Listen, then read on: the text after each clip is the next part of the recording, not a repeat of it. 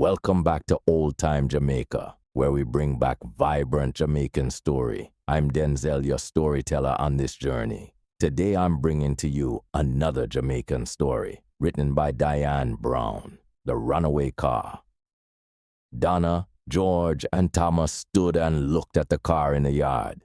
It was bright red and had a black line painted all around it, right next to the piece of metal that ran along its sides. The inside was covered in something like animal skin, and there were little red, green, and yellow lights on the back of it. "What a great car," said George. "This is just the kind of a car I want. Don't you like it, Thomas?" "Yes, it's really a nice car," agreed Thomas. "When I grow up, I'll want one just like it." "It's too bright," said Donna, "and it has too many things on it.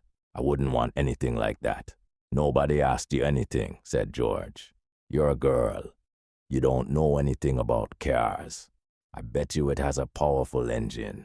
I bet you I could drive it." "Drive," laughed Donna. "Drive? You can only drive chickens. Girls have no business in car business," replied George. "Lots of girls can drive," cried Donna. "Anyway, you have to wait till you grow up to drive." "Yes," said Thomas. "Donna is right. We have to wait till we grow up.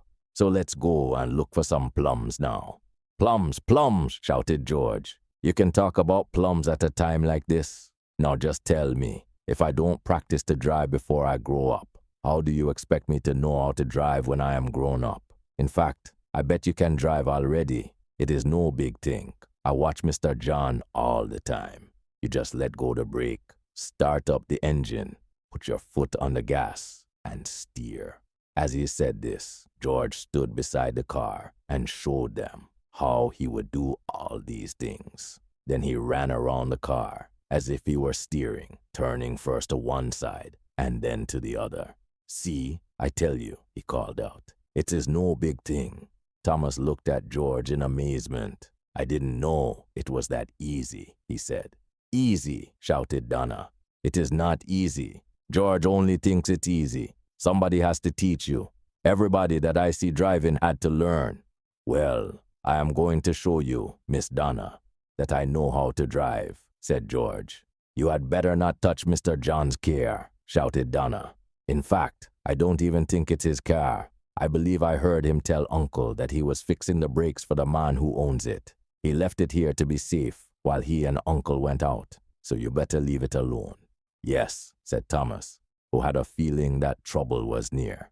"I think we should go and look for birds. I have some new rubber in my slingshot." But he did not even get a chance to finish what he was saying.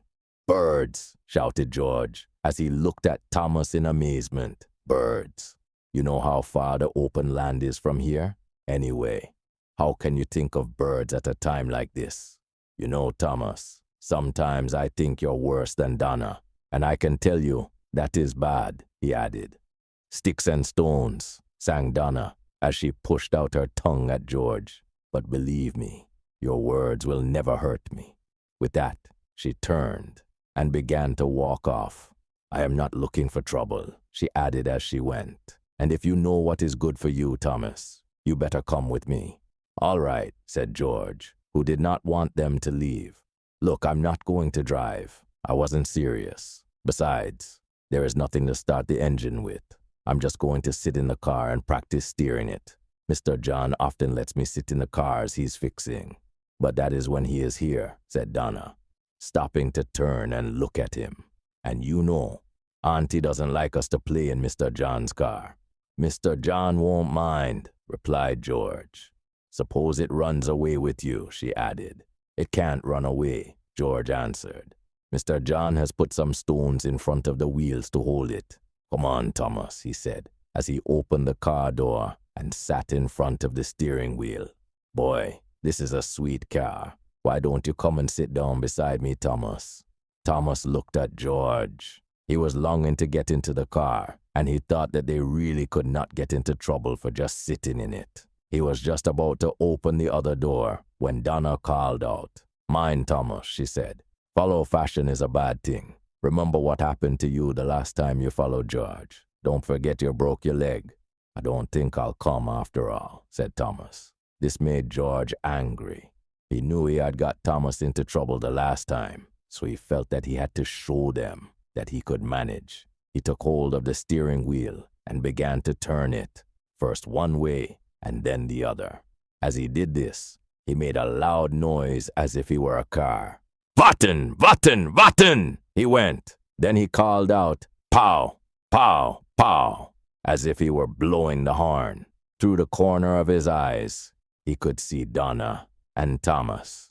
Donna looked vexed, but Thomas looked as if he wished he were in the car with George. "I'll just show them what a good time I can have," George thought. So he rocked from side to side as he steered and went, "Warten, warten." He rocked so hard that the car began to shake.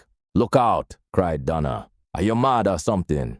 But George did not hear her. He was too busy having a good time. Nobody could say how it happened. Perhaps George rocked and shook the car too much, but the stones finally rolled from in front of the wheels, and slowly the car began to move. "George is driving the car," whispered Thomas. "Driving," cried Donna. "He is not driving. The car is moving. Jump out, George," she shouted.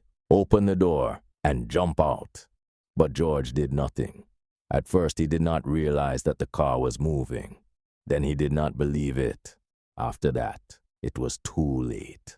When George finally tried to open the door, he was so frightened that he could not even find the handle. So he held onto the steering wheel and tried to steer the car. To his surprise, he found that it was not easy. It was one thing to turn the wheel when the car was standing still. It was quite another thing to manage the car as it picked up speed, and its full weight was pushing it forward.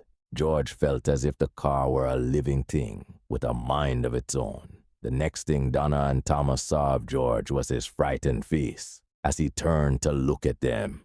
Donna and Thomas stood still with shock as they realized that the car was really running away with George. Then as the car went faster and faster, they decided to run after it, although it was not clear to them how they could stop it. On went the car, with Donna running after it, her skirt blowing behind her. She was closely followed by Thomas, whose face looked as frightened as George's. Meanwhile, George was in trouble. The car was heading right for a mango tree. He tried to steer away from it, and whether he managed it or not, he did not know. He only knew that he just missed the tree, and that the mangoes on the low branches hit the top of the car. Pow, pow, pow. Mangoes were flying all over the place, and the sound they made as they hit the car only made George more frightened. On went the car, heading right for the clothesline, from which wet clothes were hanging. George could see skirts and pants and Auntie's best spread with the roses on it. Under the line went the car. George heard a tearing sound as Auntie's spread caught on the front of the car. He felt drops of water splash through the windows as the wet spread was torn from the pins. After that, he could not see anything as part of the spread covered the front glass. On went the car. Donna and Thomas had now stopped running, partly because they realized that they could not catch the car, and partly because they could not believe what was going to happen next. They watched in fright as the red car, with part of the spread flapping in the breeze, headed for Auntie's little chicken house. "Now we are going to see it," whispered Donna. She was so frightened that she could not speak any louder. "Trouble, why? Let us hide," said Thomas. "Then maybe nobody will know we were around." "Hide? There is no time to hide," replied Donna. And before she had even finished speaking, there was the expected crash. Bang! The car hit one side of the little chicken house. The house turned over, and the doors flew open. There was a loud noise from the chickens as they rushed out, flapping their wings and spreading feathers everywhere. That should have stopped the car, but it did not. It only slowed it down. On went the car, with chicken feathers now sticking to the spread on top of it. Finally, it went into Uncle's banana trees, and after it had knocked down a few of them, it came to rest. There the car stopped, covered by the spread, the chicken feathers and banana leaves. It seemed that everybody from the housing scheme had heard the noise. People in other yards were looking through their windows and called out. Some were running through the gate into Auntie's yard. By this time, Auntie had come out of the house and was running and screaming. Auntie Donna and Thomas reached the car at the same time.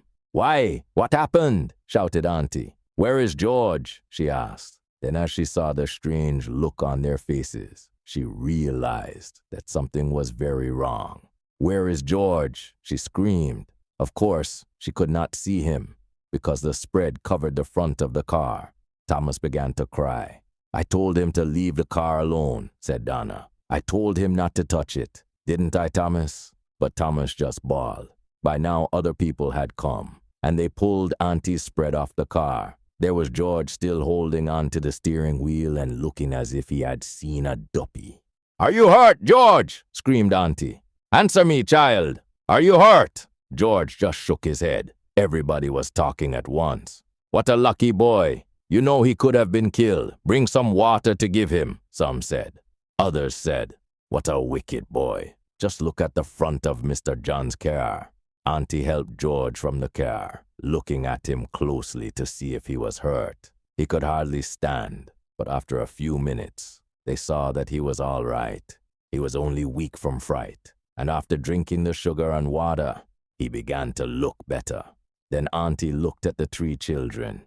"You see the chicken house. You see the banana trees. You see the spread. You think I can buy another one?" she said. "You see the car?" "I didn't do anything," said Donna. "I don't want to hear a word from any one of you," Auntie shouted. "Just wait until Mr. John and your uncle come back. Your uncle can deal with you. Now march yourselves onto the veranda and don't move until he comes."